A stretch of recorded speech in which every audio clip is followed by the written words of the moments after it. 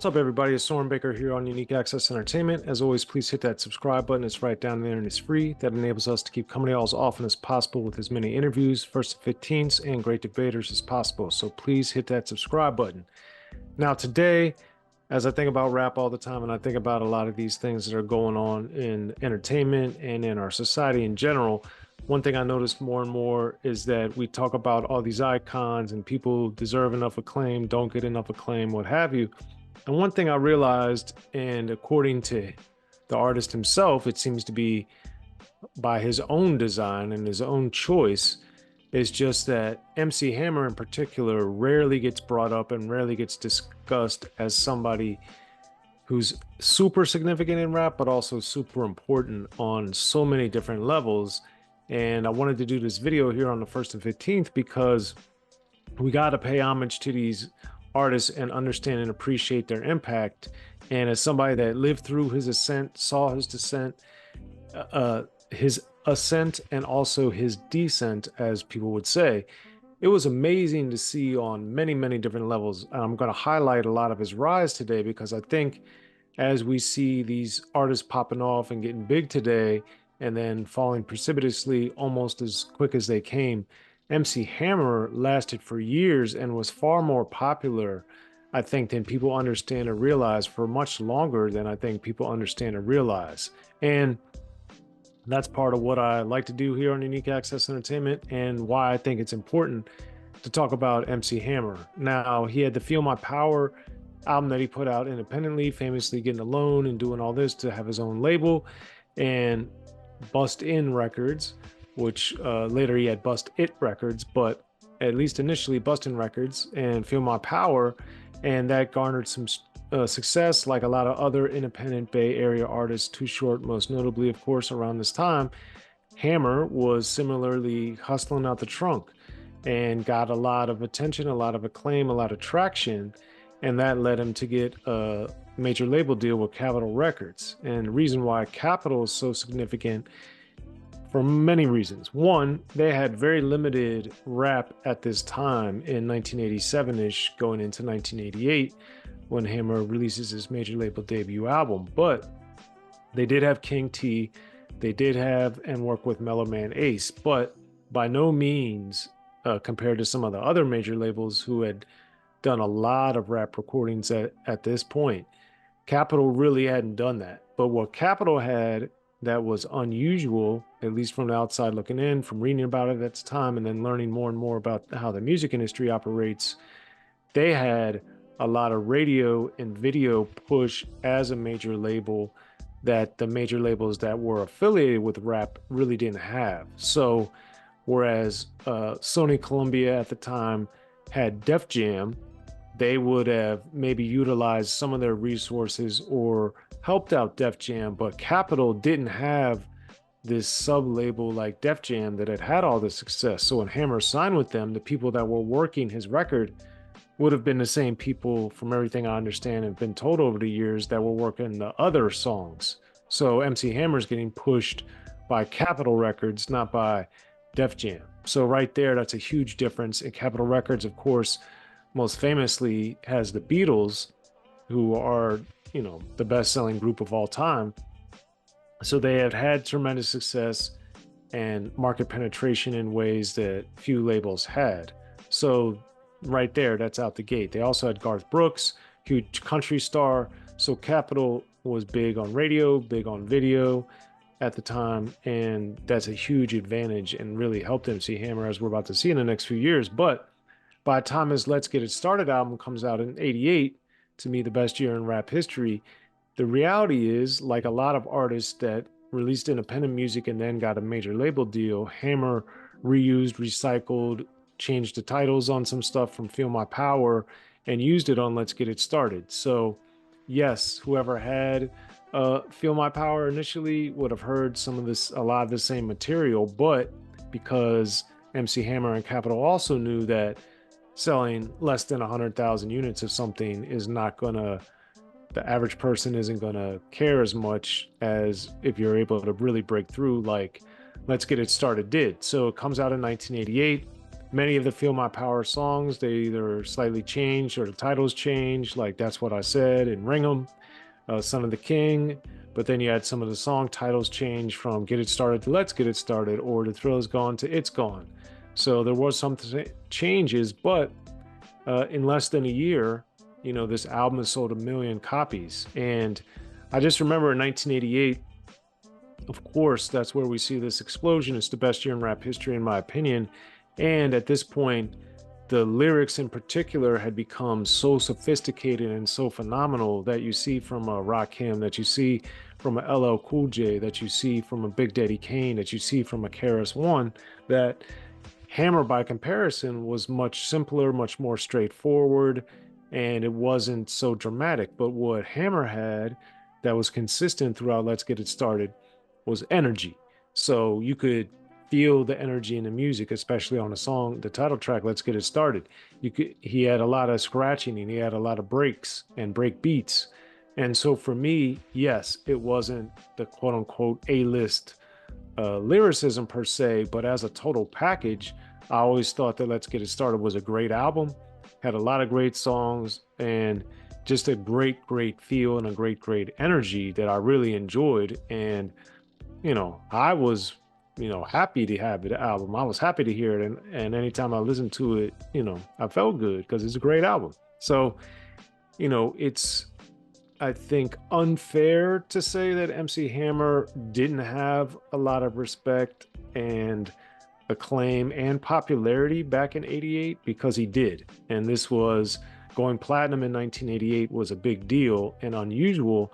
So by the time in 1989, as rap continues exploding and MC Hammer has a platinum album, well, Let's Get It Started, that's still highly unusual in 1989. But of course, everything changes the following year, and this is where MC Hammer's influence, his drive, his reach, and his musical choices really made a huge difference, because Please Hammer Don't Hurt Him comes out in February of 1990, and You Can't Touch This is the ubiquitous song. And I think it's hard for people to put in context for the younger generations, but in 1990, when Can't Touch This came out, that was the rare rap song, even in 1990, that was literally seemingly almost ubiquitous, where rap songs would get big, but they wouldn't get big on a super commercial level. Yeah, an album might lead an album to go platinum, which was a big deal. The single might be platinum. The single might even go double platinum, which was unusual.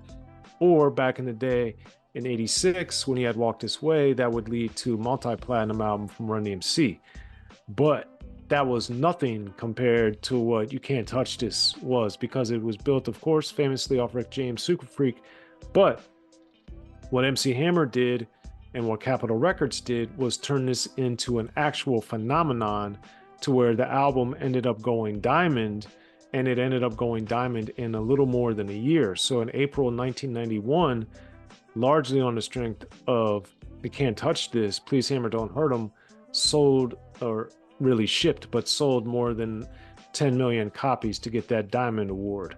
And this happened not only because You Can't Touch This, but Have You Seen Her was also a gold single, and then Pray, which played off of Prince, of course, was also a gold single. So you had a mammoth song that was the biggest song probably at that point in rap history, and maybe still is, with You Can't Touch This. But you have two other songs that were gold selling singles on their own, and in addition to the fact that you have 10 times platinum selling album in about 14 months.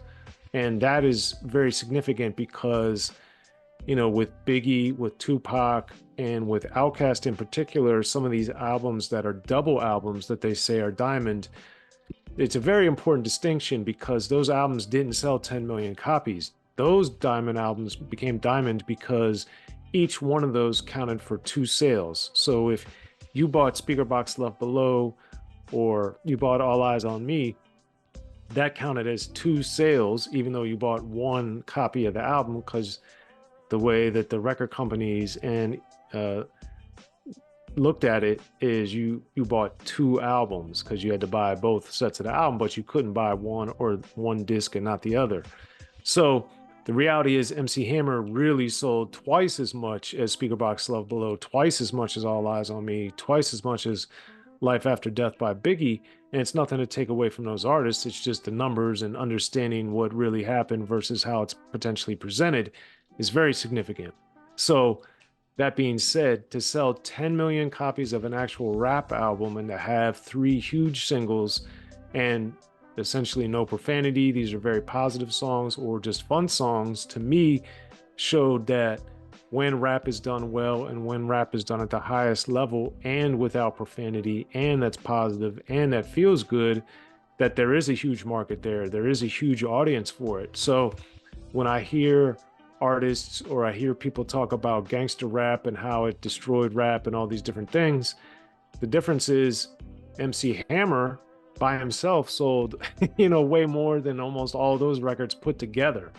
And he had no profanity. He had positive messages with Have You Seen Her? He had things about spirituality with Pray, and he had a fun dance record with You Can't Touch This.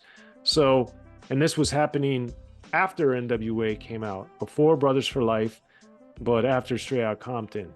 So all that stuff, to me, I understand it in theory, but in reality and understanding the sales and popularity of stuff, it doesn't really resonate with me as accurate. Now, did the artist go and sign a ton of gangster rap artists? Of course they did. Did they sign more than they should have and promoted them more heavily?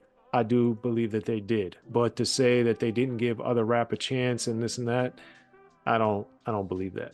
And MC Hammer is one example that bears that out. And it wasn't as though MC Hammer had no respect, because let's also remember in 1990 he did the We're All in the Same Gang as well, and that had, of course, produced by Dr. Dre.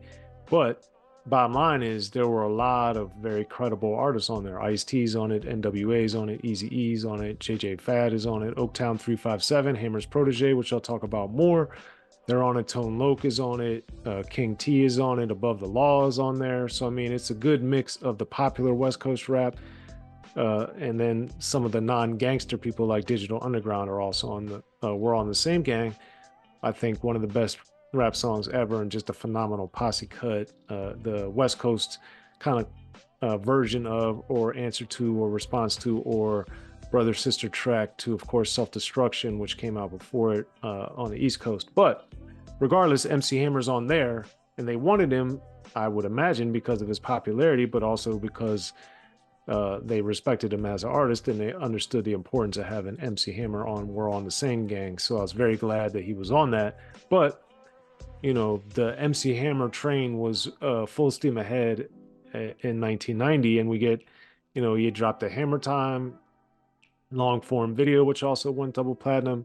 And then they did something that was unusual, but starting to gain momentum with the super popular artists like MC Hammer, was the Here Comes the Hammer video single. So this was another way of the record companies picking up a revenue stream by releasing individual videos, because of course back then we had VHS.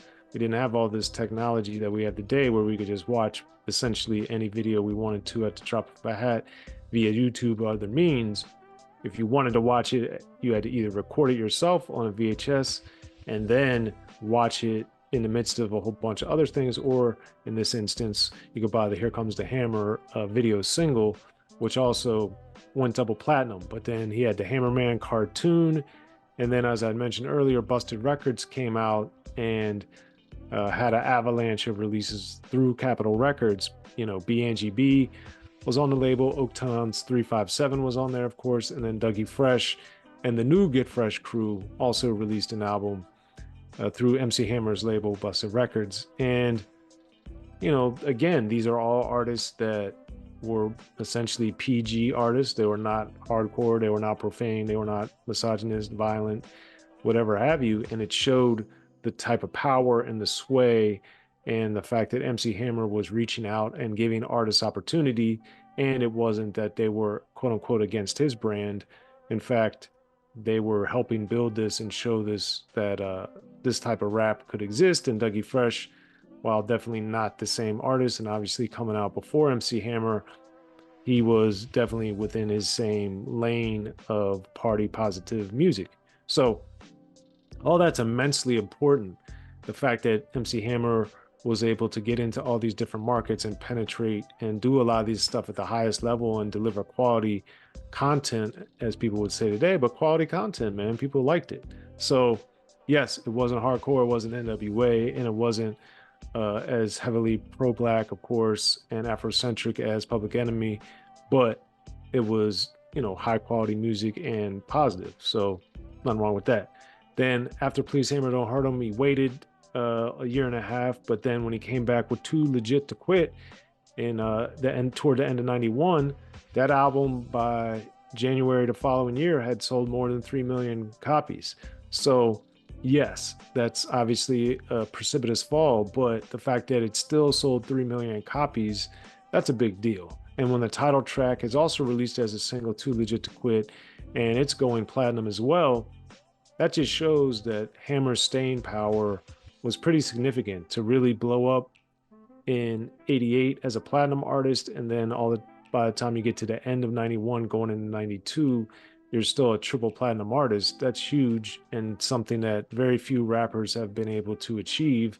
And to sell essentially more than 14 million, with probably closer to 15 or 16 million between the three albums, that's an astronomical number of albums of people actually going to the record store and buying it, largely on CD, of course. So that's that. But Hammer continued with the Adams Groove in '91, and that went gold. But in '92, but of course, by this time, people were quote unquote growing tired of MC Hammer or not liking him as much, but that didn't stop Hollywood from embracing him.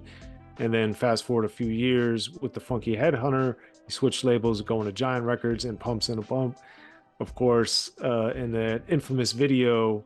But bottom line is that album also went platinum. So MC Hammer had a huge following, hugely influential, and showed that rap could exist at the highest level, especially sales-wise, acclaim-wise, commercially, in all these different ways, and showed even at the height and the explosion of gangster rap that this other lane existed in rap, and that when done well, it could be super, super popular. And that's something that I wish he got more shine for, because I always liked and believed in MC Hammer. And I always thought that he released great music, but I also think a lot of people, because Hammer doesn't do interviews, or because Hammer, people dissed him back in the day for a variety of reasons, and here and there people will mention him on big things, sometimes positively, sometimes negatively. But the bottom line is MC Hammer is a titan and a pillar in the rap world, and somebody that I think we need to spend more time appreciating and understanding the impact that he made and how valuable that was, because he showed major corporations, both the cartoon level, the record sales level, the video level, the touring level, all these different things that MC Hammer did. And he employed so many people, which unfortunately and ironically, he probably hired too many people and were giving too many people opportunities. But he showed that you could have this big business and that it could be successful. And the bottom line is that's what, as I had done recently on the 1st and 15th, you can check out the link there. What was hip hop supposed to be? I thought MC Hammer delivered what it was. It was feel good music. It was party music. He gave people opportunities, and he was doing great things, both creatively, commercially, and I would say entrepreneurially. And that's something that a lot of the artists aspire to today. And MC Hammer did it as well as, if not better than anyone else, for several years. And that's why I want to talk about it here on the 1st and 15th. He's an amazing artist, and shout out to MC Hammer. And just excited that I was able to talk about it here on Unique Access Entertainment. You can follow me on all social media at Soren Baker, and we appreciate your support. If you haven't already, please, please, please like this video, share our content, subscribe to Unique Access Entertainment. You can also join us as a member. We put up many of our videos early for our members, and thank you to those who have supported us that way. I'm Soren Baker, and you can catch me next time on the 1st and 15th.